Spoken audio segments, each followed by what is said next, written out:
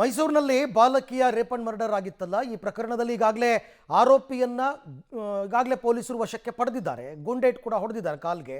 But ಈ ವಿಚಾರಕ್ಕೆ ಸಂಬಂಧಪಟ್ಟಂತೆ ಈಗ ಮತ್ತಷ್ಟು ಮಾಹಿತಿಗಳು ಲಭ್ಯವಾಗ್ತಾ ಇದೆ. ಈ ಆರೋಪಿ ಯಾರು, ಈ ಅತ್ಯಾಚಾರಿ ಯಾರು? ಮೈಸೂರಿನಲ್ಲಿ ಬಲೂನ್ ಮಾರುವ ಹುಡುಗಿಯ ರೇಪ್ ಅಂಡ್ ಮರ್ಡರ್ ಕೇಸ್. ಬಾಲಕಿ ಮಲಗಿದ್ದ ಜಾಗದಿಂದ ಎತ್ಕೊಂಡು ಹೋಗಿ ಈ ಕೃತ್ಯವನ್ನು ಎಸಗಲಾಗಿದೆ ಅಂತ ಮೈಸೂರು ಪೊಲೀಸ್ ಆಯುಕ್ತೆ ಸೀಮಾ ಲಾಟ್ಕರ್ ಮಾಹಿತಿಯನ್ನು ಕೊಟ್ಟಿದ್ದಾರೆ. ಆರೋಪಿಯ ಹೆಸರು ಕಾರ್ತಿಕ್ ಅಂತ. ಆತ ಖಾಸಗಿ ಬಸ್ನ ಕ್ಲೀನರು. ಆರೋಪಿ ಕಾರ್ತಿಕ್ ವಿರುದ್ಧ ಈಗಾಗಲೇ 2 ಕೇಸ್ ದಾಖಲಾಗಿದೆ. ಒಂದು ಗಲಾಟೆ ಕೇಸ್, ಮತ್ತೊಂದು ಲೈಂಗಿಕ ದೌರ್ಜನ್ಯ ಕೇಸ್. 3 ತಿಂಗಳ ಹಿಂದಷ್ಟೇ ಜೈಲಿನಿಂದ ಹೊರಬಂದಿದ್ದ ಈ ಆರೋಪಿ ಅಂತ ಮಾಹಿತಿಯನ್ನು ಕೂಡ ಕೊಟ್ಟಿದ್ದಾರೆ. ಸ್ಥಳ ಮಹಜರ್ ಮಾಡುವ ವೇಳೆ ಬಾಟಲ್ ಮೂಲಕ ಪೊಲೀಸರ ಮೇಲೆ ಹಲ್ಲೆ ಮಾಡೋದಕ್ಕೆ ಯತ್ನ ಮಾಡಿದ್ದಾನೆ.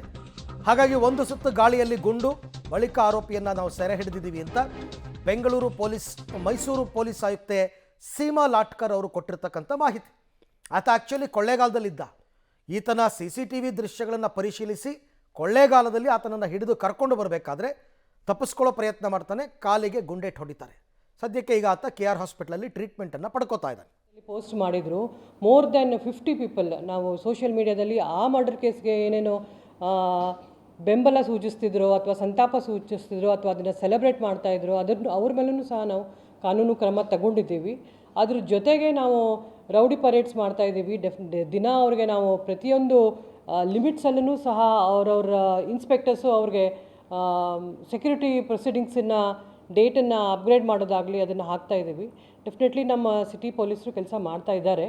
ಇನ್ನೂ ಹೆಚ್ಚಿನ ಈಗ ನಾವು ಇದೇನು ಘಟನೆಗಳಾಗಿದೆ ಅದರ ಇದನ್ನಿಟ್ಕೊಂಡು ಇನ್ನೂ ಜಾಸ್ತಿ ನಾವು ಬೇರೆ ಕ್ರಮಗಳನ್ನ ತಗೋತೀವಿ. ಅದ್ರ ಜೊತೆಗೆ ನಾವು ಎಕ್ಸ್ಟ್ರಿಮೆಂಟನ್ನು ನಾವು ಲಾಸ್ಟ್ 20 ಜನಕ್ಕೆ ಮಾಡಿದ್ವಿ. ಸೊ ಇವಾಗಲೂ ಸಹ ಹೊಸದಾಗಿ ಯಾರ್ಯಾರ ಮೇಲೆ ಫ್ರೆಶ್ ಕೇಸ್ ಆಗಿದೆ ಅದನ್ನು ತಗೊಂಡು ಗುಂಡಾ ಆ್ಯಕ್ಟು ಮತ್ತು ಎಕ್ಸ್ಟ್ರಿಮೆಂಟ್ ಪ್ರೊಸೀಜರನ್ನು ಕೈಗೊಂಡು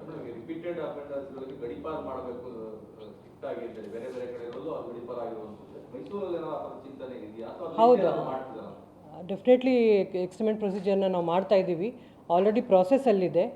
16 ನಾವು ಲಾಸ್ಟ್ 2 ತಿಂಗಳ ಹಿಂದೆ 16 ಗಡಿಪಾರ ಪ್ರಕರಣ ಮಾಡಿದ್ವಿ. ಮುಂದೆನೂ ಮಾಡ್ತೀವಿ.